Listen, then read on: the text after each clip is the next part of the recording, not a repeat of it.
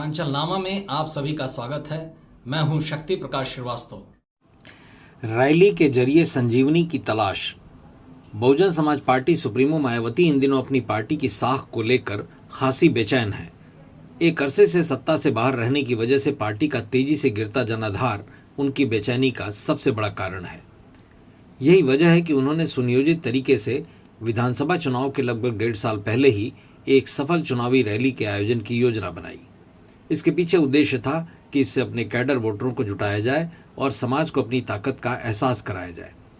कांशीराम स्मारक स्थल पर गुरुवार को मान्यवर कांशीराम की 19वीं पुण्यतिथि पर एक विशाल रैली आयोजित कर मायावती अपने इस मुहिम में कामयाब रहीं। कई लाख की इकट्ठी भीड़ ने भी यह साबित कर दिया कि मायावती का जादू एक बार फिर असर दिखा रहा है। आने वाले विधानसभा चुनाव के नतीजे क्या होंगे, बहुजन समाज पार्टी उसमें कितनी सफल होगी या सरकार किसकी बनेगी, ये सब तो भविष्य के गर्भ में है। लेकिन इतना जरूर तय हो गया कि इस तरह की रैलियों की आवृत्ति से मायावती और उनकी पार्टी की खोई सियासी साख वापस मिल सकती है। 2021 के बाद आयोजित इस बड़ी मेगा रैली के लिए बीएसपी ने तैयारियां भी बहुत पुख्ता की थी। कार्यकर्ताओं के भावनात्मक जुड़ाव के लिए पार्टी के संस्थापक मान्यवर कांशीराम की पुण्यतिथि के दिन का चुनाव किया गया। 1 महीने पहले से ही पार्टी ने कैडर मोबिलाइजेशन का काम शुरू कर दिया था। पार्टी के राष्ट्रीय समन्वयक और मायावती के भतीजे आकाश आनंद ने मोर्चा संभालते हुए युवाओं की टीम उतार दी थी। समूचा लखनऊ नीले पोस्टरों, झंडों और आई लव बीएसपी आदि बैनरों से पट गया था।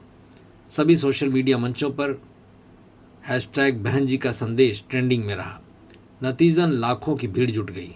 मंच पर बैठने वाले नेताओं के चयन में भी सर्वजन हिताय सर्वजन सुखाय फार्मूले का बखूबी ध्यान रखा गया।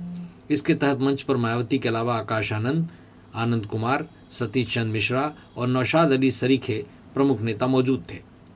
मायावती ने अपने भाषण में 2027 का चुनाव अकेले लड़ने की घोषणा करते हुए गठबंधन की राजनीति को एक सिरे से खारिज कर दिया। पार्टी की मुख्य थीम आरक्षण और सामाजिक न्याय, प्रमोशन में आरक्षण को प्रभावी बनाने, दलित मुस्लिम पिछड़ों के विकास पर जोर देते हुए कहा कि आरक्षण का पूरा लाभ नहीं मिला, संविधान को बचाना होगा। विरोधी दलों पर हमला करते हुए उन्होंने सपा कांग्रेस को जातिवादी और पीडीए को भूलने वाला बताया। सपा के सत्ताकाल में स्मारकों की लापरवाही का जिक्र किया। बीजेपी पर अप्रत्यक्ष रूप से कानून व्यवस्था और बेरोजगारी पर निशाना साधते हुए योगी सरकार की स्मारक मरम्मत के मामले में तारीफ की। आकाश आनंद ने अपने संबोधन में यूपी में 5वीं बार बीएसपी सरकार बनाने का ऐलान किया। आज की रैली से यूपी के सियासी गलियारे में एक नई चर्चा भी शुरू हो गई है। आज की रैली बीएसपी के लिए संजीवनी की तरह साबित हो सकती है। उपस्थित भीड़ ने पार्टी की प्रासंगिकता को बखूबी साबित भी किया।